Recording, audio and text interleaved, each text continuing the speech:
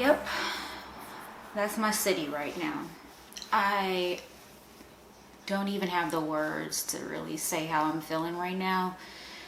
There's just so much going on, and this just not because of just like right now, just forever, right? For as long as I can remember, this has been brewing and boiling, and while we all try to play nice, make nice, and sort of ignore or skirt around the reality of what we live in, today shows that the revolution is now. The revolution is actually being televised, and the revolution is now. And, part of me is terrified, part of me is angry, part of me is relieved, part of me is anxious, and there's, a lot to go behind each of those. I'm terrified because, I am a mother of a black son who's, whether it be right now in this moment, any time in history, the mother of a black son is terrified. It's beyond me how our mothers before us dealt with this. I'm like, I don't even have words. But so I'm terrified because of that. I'm angry at the fact that we have opportunists out there ruining the message of what's really at the core of what's going on. This revolution that's going on is far more important than their personal and selfish agendas with all this looting and rioting. And then you have people who are not even really a part of or for the cause, who are inciting violence and instigating the situation. And it's groups that have no idea what it's like to be black in America, or part of a marginalized group in general, in the middle of it, causing more melee and mayhem, and just kind of muddling and confusing the message that was really intended by the original protest. And so I'm angry and embarrassed about it.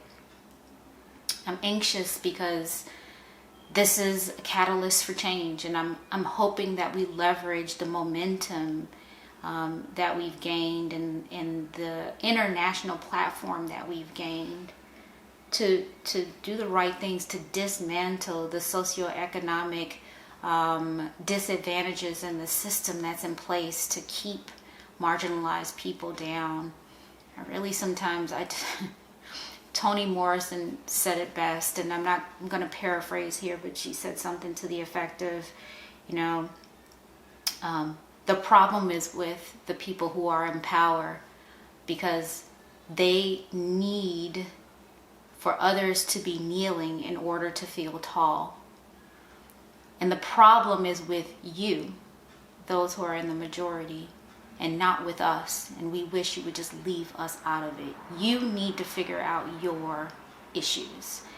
And that's what it is, really, right? You have, hundreds and hundreds of years of a people who are really at the core of it very insecure and need others to kneel down in order to feel great or feel tall and dim their shine to feel great. And it needs to stop. It really needs to stop, and we need to figure out a way to re-engineer the system in place to make room at the table for everybody. There needs to be equality and equity. There needs to be diversity and inclusion. There needs to be all of those things. So, not the typical thing that I talk about, but this stuff has been weighing on me for a really long time. I haven't been able to sleep for a long time.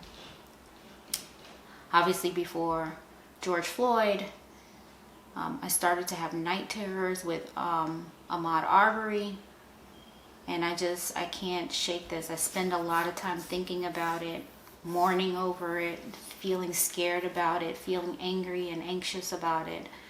But now is the time. Now is the time, and I keep asking myself, how am I going to participate? What's the best way that I can be a part of this? And I ask myself all the time. So I still don't have the right answer, because I am not the right person to be physically out in the street doing this, but I'm pretty sure that there are other ways that I can best contribute. And I've come up, my husband and I have been talking about ways that we can do that, and we'll figure that out in short order.